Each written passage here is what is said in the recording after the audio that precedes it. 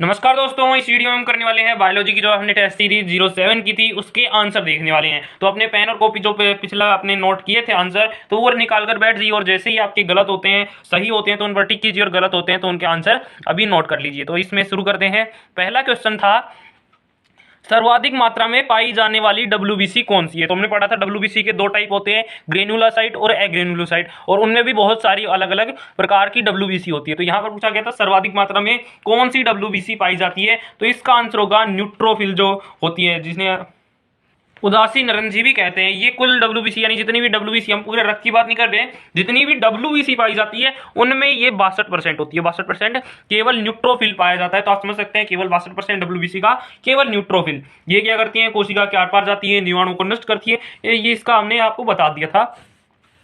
अगला क्वेश्चन है, मानव हृदय की उत्पत्ति किस भ्रूणीय परत से होती है। तो हमें पता है मानव जो है जब भ्रूणीय अवस्था में होता है तो उसके अंदर 3 परतें होती है, एक्टोडर्म, मीजोडर्म और एंडोडर्म। एंडोडर्म अंदर ही अंदर वाली, मीजोडर्म बीच की और फिर एक्टोडर्म बाहर वाली। तो जो हृदय है उसकी उत्पत्ति होती है मीजोडर्म से, यानी जो बीच की लेयर होती है मीजोडर्म भ्रूणीय परत, उससे हमारे हृदय की उत्पत्ति होती है। तो ये हमने किस में पढ़ा था, भ्रूणीय परिवर्धन, जो 32वां चैप्टर भ्रूणीय परिवर्तन, उसमें आया था सारी जो भी परतें थी उनसे कौन किस किस अंग का निर्माण होता था, तो उसमें आया था मीजोडर्म से। मीजोडर्म से हृदय की उत्पत्ति होती है।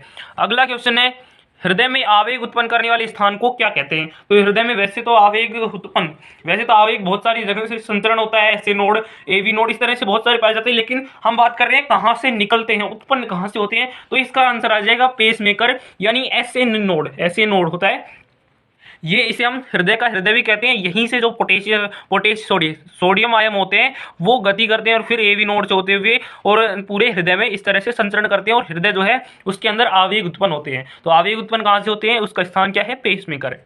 अगला क्वेश्चन बहुत आसान है, सर्वधाता में सर्वग्राही रक्त समूह कौन से होते हैं। तो इसका आंसर हो जाएगा सर्वधाता ओ और सर्वग्राही ए बी। काफी आसान सा क्वेश्चन है। अगला क्वेश्चन है क्वेश्चन नंबर 5, डब्ल्यूबीसी में कितने प्रकार की लिम्फोसाइट पाई जाती है। तो ये क्वेश्चन फिर से रिपीट हो गया है गलती से, लेकिन फिर भी आपने आंसर दे दिया होगा। 2 लिम्फोसाइट पाई जाती हैं, बी लिम्फोसाइट और T lymphocyte. 2 lymphocyte, B lymphocyte और टी लिम्फोसाइट, इन दोनों का निर्माण कहां पर होता है, अस्थि मज्जा में होता है, और इनका परिपक्वन अलग अलग स्थान पर होता है। इसको हमने याद कैसे किया था, इसका जो परिवर्धन होता है, परिपक्वन होता है, वो अस्थि मज्जा में और इसका थाइमस ग्रंथि में। इसको याद किया था हमने। बोन मैरो में इसका, तो बोन मैरो में, और इसका थैलेमस, इसका थैलेमस में। तो इससे हमने याद किया था बी से बी, और टी से हमने याद किया था कि बोन मैरो में बी लिम्फोसाइट का, और जो टी लिम्फोसाइट है उसका थैलेमस में परिवर्तन होता है। अगला क्वेश्चन है, किस रुधिर कणिका में माइटोकॉन्ड्रिया नहीं पाया जाता है। तो यहाँ पर आपको बताना था किस रुधिर कणिका, यानी 3 प्रकार की रुधिर कणिकाएं पाई जाती है, तो उसमें ऐसा कौन सी रुधिर कणिका जिसके अंदर माइटोकॉन्ड्रिया नहीं पाया जाता है, एटीपी को संग्रह करने वाला। तो इसका आंसर हो जाएगा आरबीसी, यानी लाल रक्ताणु। जो रक्ताणु होते हैं लाल वाले, रेड ब्लड सेल्स, उनके अंदर माइटोकॉन्ड्रिया नहीं पाया जाता है। अगला क्वेश्चन है, ये बहुत बार रिपीट होता है, छठा क्वेश्चन, इसको बहुत बार इंपॉर्टेंट है, ये कॉम्पिटिटिव एग्जाम में भी आता है कि किस रुधिर कणिका में माइटोकॉन्ड्रिया नहीं पाया जाता है। अगला क्वेश्चन है, किन स्तनधारियों की आरबीसी में केंद्रक पाया जाता है। तो हमें पता है सभी स्तनधारी होते हैं उनकी आरबीसी में केंद्रक नहीं पाया जाता है। सभी स्तनधारी केंद्रक विहीन आरबीसी रखते हैं, लेकिन कुछ ऐसे स्तन भी हैं जिनकी आरबीसी में केंद्रक पाया जाता है, तो उनका नाम आपको याद कर लेना है। ऊंट और लांबा जो है वो दोनों स्तनधारी हैं और इनकी आरबीसी में केंद्रक पाया जाता है, तो ये आपको याद कर लेने, ऊंट व लामा। अगला क्वेश्चन है क्वेश्चन नंबर 8, कोशिका पारण को परिभाषित कीजिए। तो कोशिका पारण आप समझ गए होंगे, कोशिका पारण न्यूट्रोफिल अगर आपने पढ़ा है तो न्यूट्रोफिल जो हमने डब्ल्यूबीसी में पढ़ाया था, अभी हमने पढ़ाया था न्यूट्रोफिल, अभी बात की थी न्यूट्रोफिल की। तो यहाँ पर अभी हमने बता भी दिया था इसके अंदर कि ये कोशिका पारण रखता है, यानी ये जीवाणुओं को नष्ट करता है और ये क्या करता है, जो कोशिका होती है उसके आर पार भी जा सकता है। तो ये आर पार जाने का गुण क्या कहलाता है, कोशिका पारण कहलाता है। इसकी परिभाषा भी देख लेते हैं। इसकी परिभाषा होगी न्यूट्रोफिल, यानी ये जो न्यूट्रोफिल अभी हमने पढ़े जिसे हम उदासीन नारंगी कहते हैं, तो वो जो डब्ल्यूबीसी होती है वो जीवाणुओं को नष्ट करने के लिए कोशिका के आर पार जा सकती हैं, जिसे हम कोशिका पारण, यानी कोशिका के पार जा सकती है, इसलिए इसको क्या कहते हैं, कोशिका पारण कहते हैं। तो गुण को कहते हैं कोशिका पारण। अगला क्वेश्चन है, हृदय चक्र किसे कहते हैं। तो हृदय चक्र आप बता देंगे, हृदय चक्र के बारे में हमने 2-3 वीडियो बनाई हुई थी, कार्डियक साइकिल 1, कार्डियक साइकिल 2, तो इस तरह से हमने 2-3 वीडियो इस पर बना रखी है। वैसे तो ये अगर एक्सप्लेन करेंगे तो बहुत बड़ा हो जाएगा, लेकिन हमने यहाँ पर शॉर्ट में ही लिखने की कोशिश की है, हृदय चक्र किसे कहते हैं। हृदय चक्र वैसे हम क्या करते हैं, जैसे कोई भी रक्त आया, शुद्ध आया, अशुद्ध आया, अब वहां पर जो पूरा संश्लेषण होता है, सॉरी पूरी प्रक्रिया होती है और वापस से अशुद्ध रक्त आता है, तो यहाँ पर पूरी प्रक्रिया जो हृदय के अंदर चलती है उसको हम क्या कहते हैं, हृदय चक्र कहते हैं। यानी हृदय में जो स्पंदन होता है, जैसे अनुशीतलन, प्रकुंचन, इस तरह से होता है। तो आप जैसे प्रकुंचन अभी स्टार्ट हुआ, प्रकुंचन स्टार्ट हुआ, उसके बाद में बहुत सारी प्रोसेस होंगी अलग अलग, तो उसके बाद में जब वापस से प्रकुंचन स्टार्ट होगा तो ये जो पूरा एक सर्किल है, यहाँ जितनी प्रक्रियाएं होती हैं उसको हम कहते हैं हृदय चक्र। इसकी परिभाषा भी देख लेते हैं। इसकी परिभाषा क्या है, हृदय के एक स्पंदन प्रारंभ होने से लेकर, यानी एक प्रक्रिया भी शुरू हो गई, हमने स्पंदन ले लिया, स्पंदन प्रारंभ हो गया है, उससे लेकर अगले स्पंदन प्रारंभ होने तक, यानी ये प्रारंभ हो गया है, उसके बाद में बहुत सारी क्रियाएं चलेंगी, प्रक्रियाएं चलेंगी, और फिर वापस से जब ये स्पंदन शुरू होगा, अगला स्पंदन शुरू होगा, तो इसके अंदर बीच में जितनी भी प्रक्रियाएं होती है, विभिन्न भागों में होने वाले परिवर्तन को हम क्या कहते हैं, हृदय चक्र कहते हैं। तो इसकी परिभाषा हो जाएगी। अगला क्वेश्चन है हृदयपात व हृदयघात में अंतर बताइए। तो इसमें बहुत ज्यादा कंफ्यूजन होता है।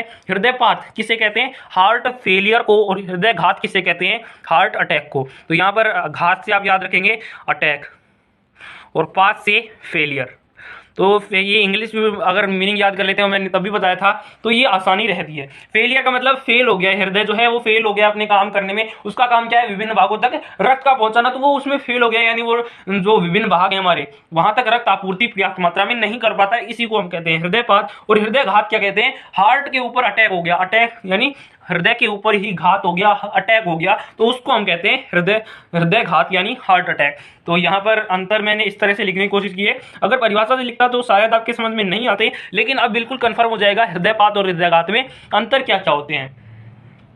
तो इसमें अंतर देखिए, हृदयपात अभी अभी बताया, हार्ट फेलियर, यानी यहाँ पर क्या हो रहा है, हृदय जो है वो शरीर को पर्याप्त रक्त आपूर्ति नहीं कर पाता है, यानी शरीर के जो विभिन्न अंग हैं उसका जो काम है उसमें फेल हो जाता है, उसी को हम कहते हैं। तो यहाँ पर हृदय जो है वो शरीर के विभिन्न भागों तक रक्त की आपूर्ति पर्याप्त मात्रा में नहीं करा पाता है। लेकिन हृदयघात में क्या होता है, हृदय को ही रक्त आपूर्ति नहीं हो पाती, यानी हार्ट के ऊपर ही अटैक हो जाता है, उसी को रक्त नहीं मिलता है। तो हृदय भी, मतलब आप समझ रहे हो, हृदय मायोजेनिक, हमारा मायोजेनिक हार्ट है, तो मायोजेनिक हार्ट है, इसका मतलब ये नहीं कि वहीं से वो रक्त ले लेता है, रक्त के लिए उसकी अलग धमनी होती है। जैसे अगर मैं यहां से बात करूं तो ये हमारा मान लीजिए हृदय है, अब यहां से ये अशुद्ध रक्त आया और ये शुद्ध होने के लिए फेफड़ों के पास चला गया। अब ये मान लीजिए फेफड़े हैं, अब फेफड़ों से क्या होता है, शुद्ध रुधिर अंदर आता है, और अंदर आने के बाद में क्या होता है, ये पूरा शुद्ध रुधिर है ये हमारे विभिन्न भागों तक पहुंचाया जाता है। अब ऐसा नहीं है कि अब ये जो हृदय है ये भी एक पेशी है, अब ये पेशी है यानी इसको भी ऑक्सीजन की आवश्यकता होगी, ग्लूकोज की आवश्यकता होगी, यानी रक्त की आवश्यकता होगी,